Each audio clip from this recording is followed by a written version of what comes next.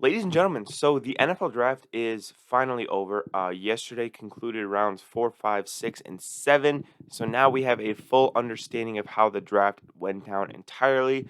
There's a lot of undrafted guys that are still getting signed, but by and large, the draft is over. The off season is pretty much over with all the free agency and stuff like that. So we are going to grade the draft. We're going to give it some winners and losers because just like everything in life, there are winners and losers. And if you're like me, sometimes you get called a loser, but are actually a winner. In this video, we're going to go through some of the players, some of the teams, some of the organizations that I think won or lost the draft. I'm going to be giving you guys my list of winners and losers. But before we do that, please make sure to subscribe. We did hit our goal of 100 subscribers by the draft. So I really, really appreciate that, you guys. But now we have our next goal, which is 10 million. So if you guys could help me out with that and subscribe, that would be great. I would really appreciate it.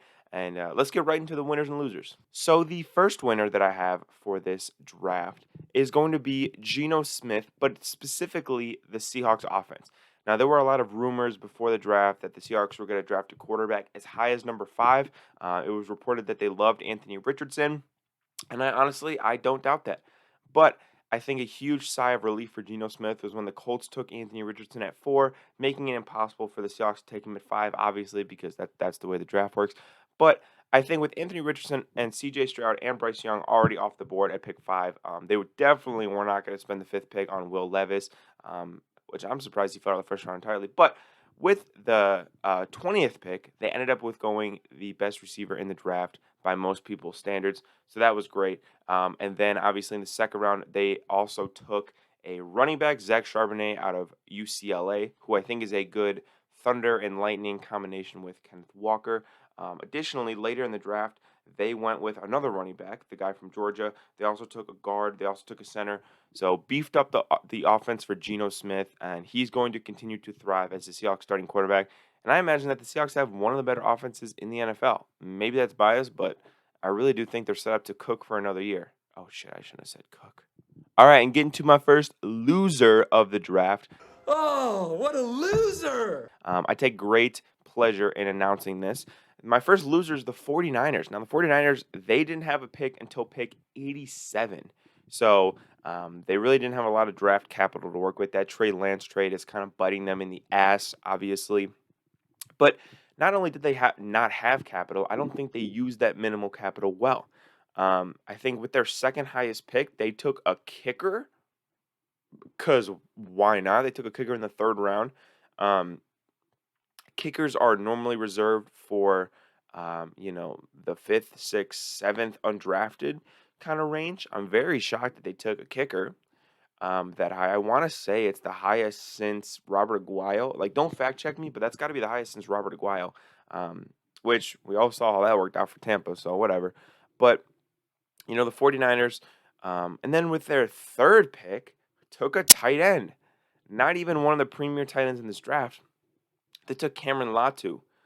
Again, when you have one of the best tight ends in the NFL, I don't understand why you're using such high of your draft compensation on a tight end. But that's just me. I really don't think that they use their picks to make themselves better in any way. And while they are obviously a very good team on their own, they still have a major question mark at quarterback. I would have thought they would have wanted to use a pick maybe on one of the young guys in the 5th or 6th round, but they didn't do that. So the 49ers are my first draft loser. My next winner for this draft is going to be the Philadelphia Bulldogs. Now, that might sound like a shitty high school team, but actually, it's an NFL team that just gets all of its talents from a single college. What do I mean by this? Well, last year, they took Jordan Davis in the first round, a Georgia defensive tackle. They also took Nakobe Dean in the third. This year, they made a trade up with the Bears to go up one spot, which anytime the Bears make a trade involving going up one spot, it doesn't normally end well for them, unfortunately. But, the Eagles this time were the ones moving one spot up to the 9th overall pick to select Jalen Carter. Just won a national championship with the Bulldogs. Big guy, 6'3", 300.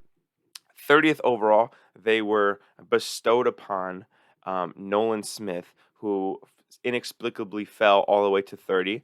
And then they traded up in the top of the 4th round to take a great value pick in Keely Ringo.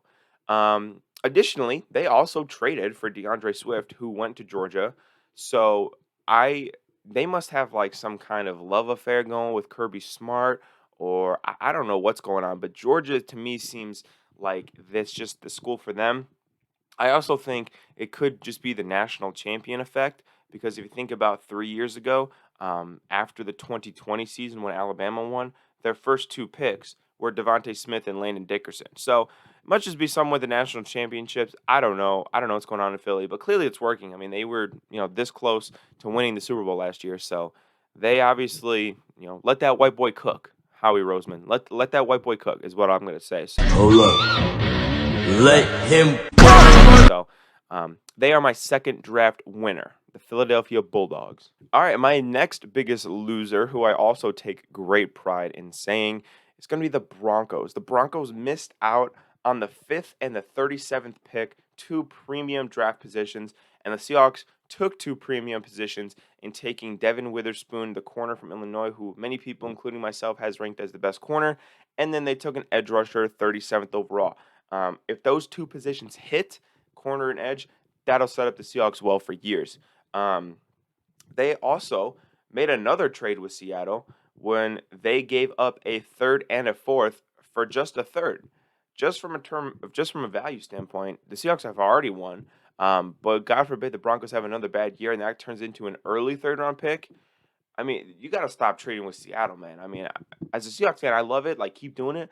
But at the end of the day, you have to it's like those people that just can't handle alcohol. Like they just always drink too much and they can never stop themselves and whatever. That's the Broncos trading with Seattle. Like you need to get cut off. Like you need to have somebody in that front office anytime John Schneider calls, just be like, no, like we're not doing this. My next winner is the Texans, but in brackets, specifically the 2023 Texans. Here's why I say that. The Texans mortgaged a little bit of their future to move up in this draft to go get number 3 overall. And while I think the price was steep, I think in the immediate impact, it'll pay major dividends. Here's what I mean, right? CJ Stroud was their pick at number 2, franchise quarterback. Okay, cool. Like I said, they moved up to number 3 to take Will Anderson. And while I think maybe down the line you could say they gave up a little too much, if he hits as an edge rusher, you guys are set. Like, that is so good to have the franchise quarterback and the franchise edge rusher locked up. Okay, cool. And if that's your guy and he's worth moving up for, more power to you, D'Amico Ryans. Speaking of D'Amico Ryans, entering his first year as coach. And I don't expect the Texans to make the playoffs in this year, but I think with the combination of some nice free agent signings, I think their draft was good as well. And I think D'Amico will bring a new energy to that team that Lovie Smith did not bring.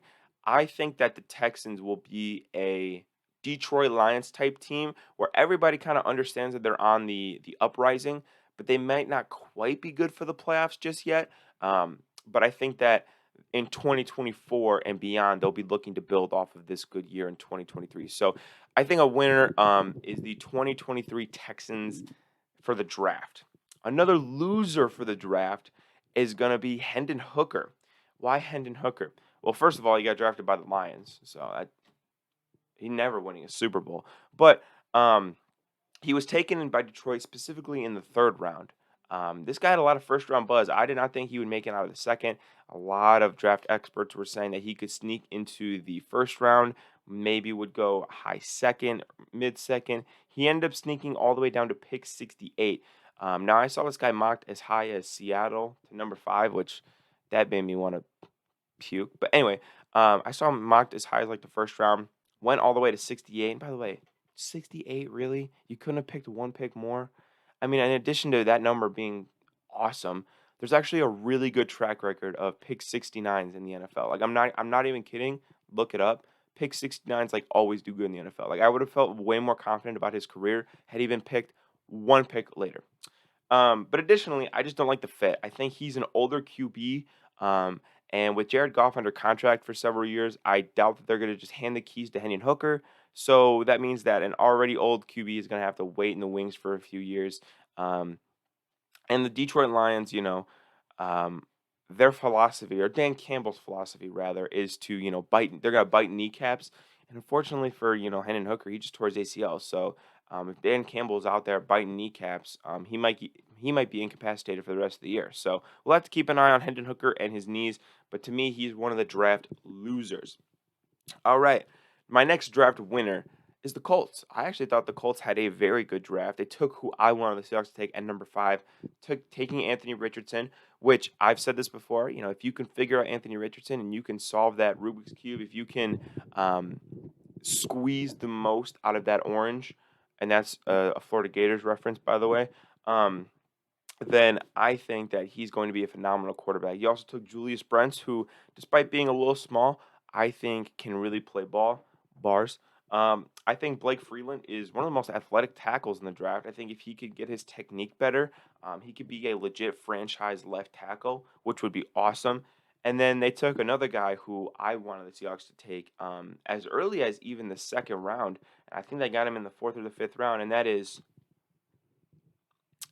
Ada Adato Ada Ada Adato Adatomiwa Adabuarwe. Yeah.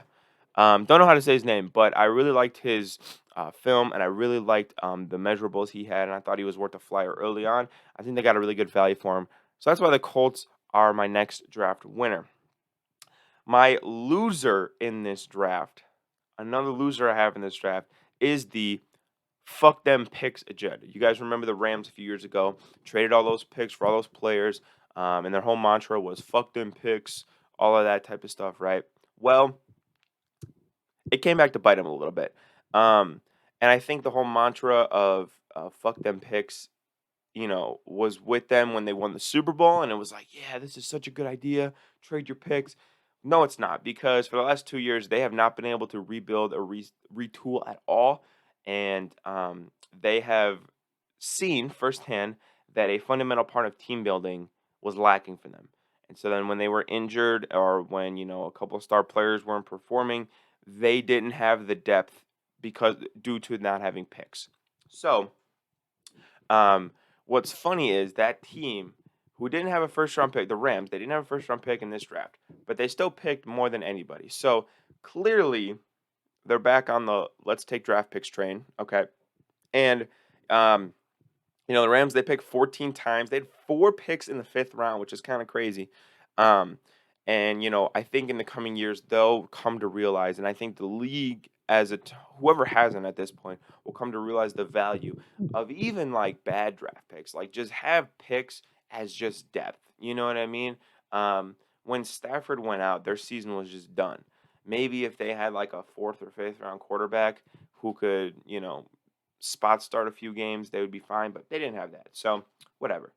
Another winner in this speaking of agendas though for a second, another winner in this draft is the size doesn't matter agenda. Big guy, Now, as somebody who is a champion of this belief, I just want to say that it nearly brought a tear to my eye to see Bryce Young and all 5'8" of him. I'm just kidding, he's not 5'8".